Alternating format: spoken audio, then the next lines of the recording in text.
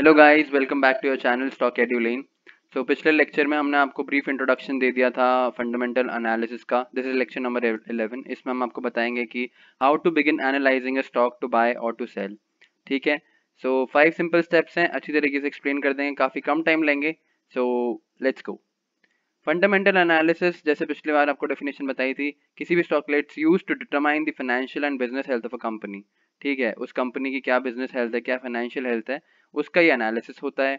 अगर आपको ये नहीं पता है तो फिर आप आगे नहीं बढ़ पाएंगे। ठीक है, आप गैस वर्क करेंगे, आपका पैसा लॉस में ही जाएगा। Step 1, understand the economy and the industry. ठीक है, इकोनॉमी का पता होना चाहिए और इंडस्ट्री का पता होना चाहिए। डिफरेंट डिफरेंट इंडस्ट्रीज है भाई, आपकी ऑटोमोबाइल्स हो गई, आईटी, हेल्थ केयर, फार्मा, ये सारी डिफरेंट डिफरेंट इंडस्ट्रीज हैं। ठीक है, तो अगर आपको उस इंडस्ट्री के बारे में ही नहीं पता है और वो उसका इकोनॉमी का क्या प्रभाव पड़ रहा है उस इंडस्ट्री पे, ठीक है, तो आप फिर बिना बात के गैस वर्क में रहेंगे तो आप लॉस में जाएंगे। ठीक है, तो इंटरेस्ट रेट्स क्या है, इन्फ्लेशन कितना है, जीडीपी लेवल्स क्या है। So an investor tries to determine the overall direction of the economy. ये सब पता होगा तो आप इकोनॉमी की डायरेक्शन आराम से पता लगा सकते हैं।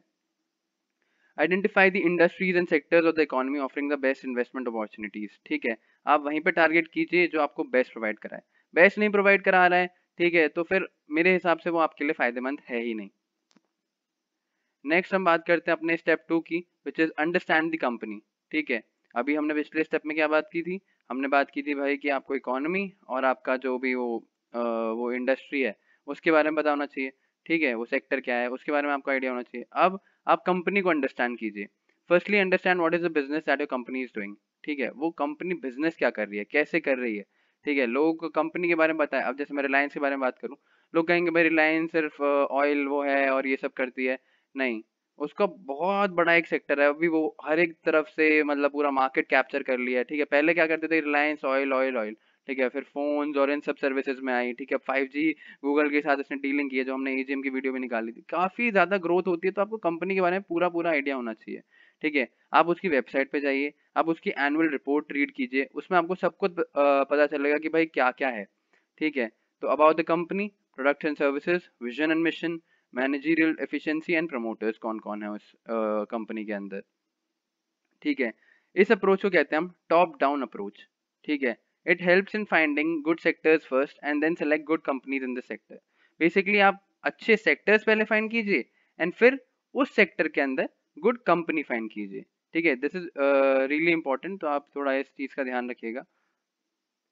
देन हम बात करते हैं स्टेप 3 की, which is understanding the financial statements of the company.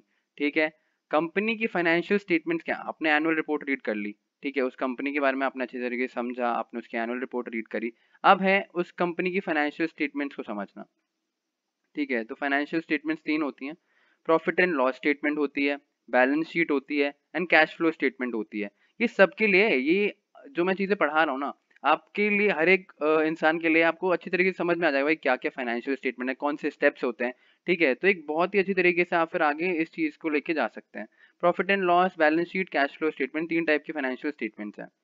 ठीक है, तो revenue, sales, net profit increasing for the last 5 years can be considered a healthy sign for the company.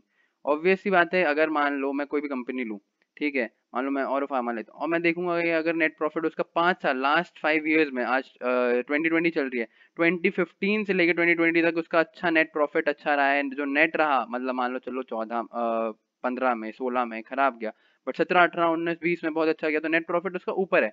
ठीक है, तो वो हम कंसिडर करते हैं उसको as a healthy sign for the company.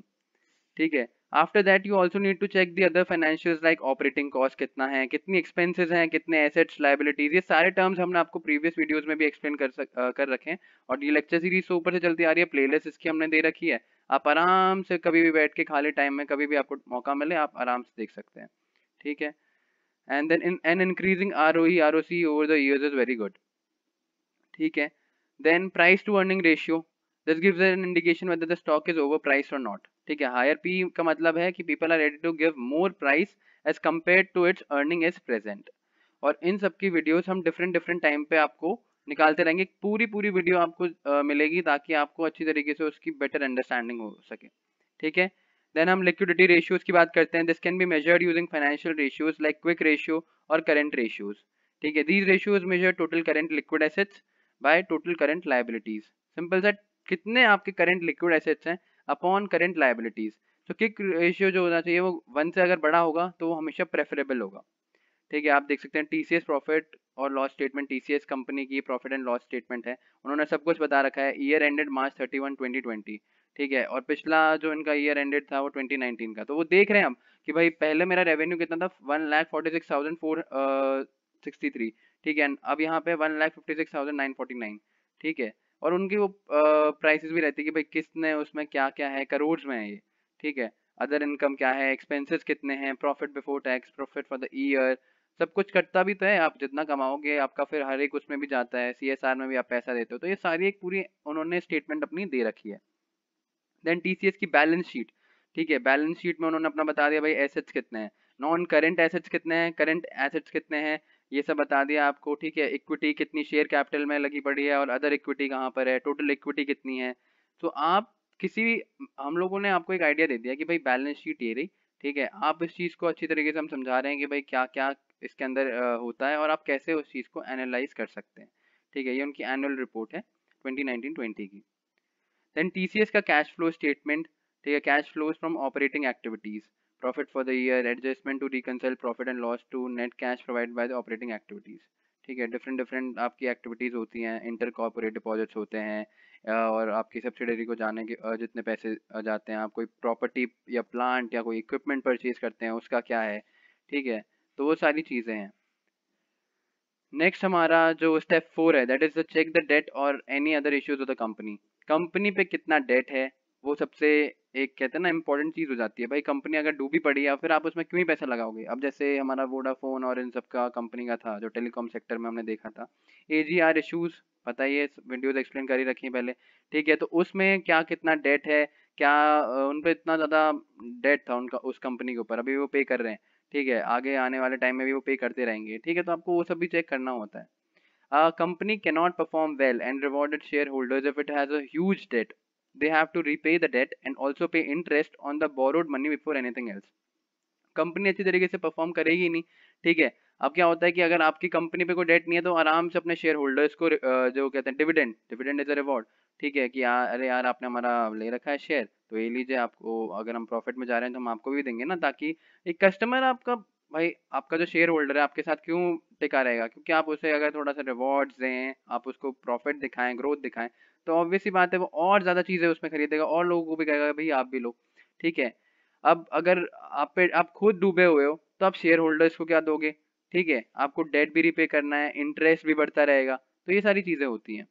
Invest in companies with a debt by equity ratio of less than 1। ठीक है, डेट बाय इक्विटी रेशियो जो होना चाहिए वो लेस देन 1 होना चाहिए, उन्हीं कंपनीज में आप इन्वेस्ट करें। अदर इश्यूज क्या होते हैं, लीगल केसेस क्या हैं उस कंपनी के ऊपर। इन्फोसिस में विसल ब्लोअर वाला जो केस हुआ था। ठीक है, तो वहाँ पर भी उसमें लीगल केस आ गए थे, तो उससे कंपनी की भी जो इमेज होती है ना वो थोड़ी हैम्पर होती है उस टाइम पे। ठीक है, डिक्लाइनिंग नेट प्रॉफिट, फ्रॉड्स क्या है, रेगुलेटरी चेंजेस, कंपनी के स्पेसिफिक रिस्क, अलग अलग चीज़ें। ठीक है, तो ये इंपॉर्टेंट होती है। अब गूगल है, Google gets mixed reception and high court clash with Oracle. ठीक है, तो इसमें भी इतनी बड़ी कंपनीज हैं फिर भी उनके यहाँ पर कुछ ना कुछ इश्यूज होते ही हैं। भाई जितनी बड़ी कंपनी होगी आपका उतना ज़्यादा मार्केट बेस होगा। ठीक है, तो कहीं ना कहीं तो कोई ना कोई इशू निकल के आएगा, एंड शेयर होल्डर्स को ये सारी बातें पता होनी चाहिए। ठीक है, आप मार्केट में हैं तो आपको ये सब आइडिया होना चाहिए। देन हम स्टेप 5 की बात करते हैं, चेक दी कंपनीज कॉम्पिटिटर्स। ठीक है, आपको कंपनी के कॉम्पिटिटर्स के बारे में बहुत अच्छी तरीके से जानकारी होनी चाहिए। ठीक है, आप एक सेक्टर में बात कीजिए, डिफरेंट सेक्टर्स में बात कीजिए। ठीक है, तो हर एक सेक्टर में आपको अलग अलग कॉम्पिटिटर्स निकल के आएंगे। ठीक है, so determine what this company is doing that its competitors aren't. Okay, and check क्या करना है हमें, यूनिक सेलिंग पॉइंट उनका क्या है। यूनिक सेलिंग पॉइंट बेसिकली क्या होता है कि भाई वो लोग बाकियों से अलग क्या कर रहे हैं, वो उनका जो बेचने का तरीका है वो क्या उनके पास ऐसा अलग है कि जो उनको साइड लाइन कर रहा है दूसरों से। कॉम्पिटिटिव एडवांटेज कितना है, लो कॉस्ट प्रोडक्ट्स कितने दे रहे हैं, ब्रांड वैल्यू क्या है उस कंपनी की, एंड फ्यूचर प्रोस्पेक्ट्स क्या है, अपकमिंग प्रोजेक्ट्स, कहीं पे वो नई प्लांट लगा रहे हैं, अपने नए इक्विपमेंट्स खरीद रहे हैं, एक्सेट्रा। ठीक है, so this was a video, हमने आपको 5 स्टेप्स अच्छी तरीके से एक्सप्लेन कर दिए। कहीं पे भी कोई दिक्कत आई हो आप कमेंट सेक्शन में हमें बता सकते हैं, आराम से रिजॉल्व कर दिया जाएगा। Thank you so much for watching the whole video. ठीक है, एंड इंस्टाग्राम पे हमारा पेज है stock_eduline, डू फॉलो, और इस चैनल को ज़रूर सब्सक्राइब कर दीजिएगा। वीडियो पसंद आई तो लाइक एंड शेयर ज़रूर कीजिएगा। Thank you so much, have a nice day.